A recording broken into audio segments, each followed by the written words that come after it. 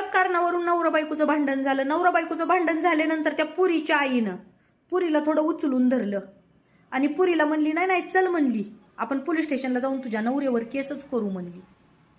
मग नवऱ्यावर, सासूवर, सासऱ्यावर सगळ्यावर केस केली पोलीस स्टेशनला जाऊन. मग पोलिसांनी दोन्हीकडले लोक बोलवून घेतले, सासरचे आणि माहेरचे. त्या पुरीलाही बोलवून घेतलं, तिच्या नवऱ्यालाही बोलवून घेतलं. आता त्या पुरीच्या मनात नव्हतं, पण आईबापाच्या दबावाखाली ती पुरगी गेली पोलीस स्टेशनला. मग पोलीस स्टेशनला गेल्यानंतर त्या पुरीचे आईबाप सांगायले की हिला सासरचे लोक लय त्रास देतात, असं करतात तसं करतात, नवरा त्रास देतो. तेव्हा पोलिसाच्या लक्षात आलं ही लोक एवढे बडबड करायलेत म्हणजे हे हरामखोर लोक आहेत. पोलिसांनी सांगितलं तुम्ही जरा शांत बसा. मग त्या पुरीला समोर घेतलं आणि तिला विचारलं की त्या पुरीला पोलिसांनी विचारलं तुझ्या सासरचे लोक तुला मारहाण करतात का?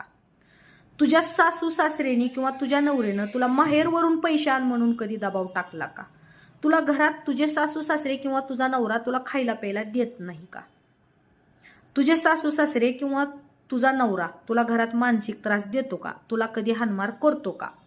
यावर त्या पुरीनं सगळ्या गोष्टीला नाही असं उत्तर दिलं. मग पोलीस थोडे गालात हसले आणि हसल्यानंतर त्या पुरीच्या आईला बोलवलं. मग पुरीच्या आईला समोर घेतलं आणि विचारलं की म्हणले ताई तुम्ही कधी दही लावताय का? म्हणजे इरजण टाक दही बनवताय का? त्यावेळेला तिनं म्हणली हो बनवते की साहेब. का हो?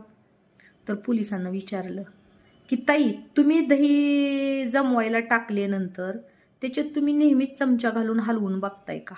तर त्यावेळेला तिनं सांगितलं साहेब म्हणली दह्याला जर आपण नेहमी हलवलं चमचा घालून तर ती दही जमणार कसं? जमणारच नाही की म्हणली. त्यावेळेला पोलिसांनी गालात हसले आणि त्या बाईला सांगितलं की ताई तुमची मुलगी जेव्हा तुमच्यापाशी होती म्हणजे लग्नाच्या आधी तेव्हा ती दूध होती आणि लग्न झाल्यानंतर तिला दही जमवायचंय.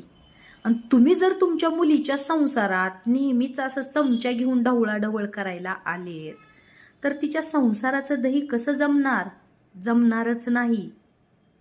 सांगायचं तात्पर्य काय तर खरंच आपल्या मुलीला खरंच त्रास होत असेल तर आईवडिलांनी अवश्य संसारात तोंड घालावं, समजून सांगावं. पण नवरा बायको म्हणलं की रथाचे दोन चाक आहेत. एक चाक थकलं की दुसरं चाक कुरकुर करणार, पण दोन्ही चाकानं आधार दिला तरच संसार टिकतो. आणि अशा वेळेला घर म्हणलं की भांडण आलंच, भांड्याला भांडं लागणारच. मग थोड्या थोड्या कारणावरून आईबापाने जर पुरीच्या संसार तोंड घातलं तर पुरीचा संसार कधीच जमणार नाही, तुटायला वेळच लागणार नाही. त्यामुळं पुरीच्या आईबापाने जरा संसारात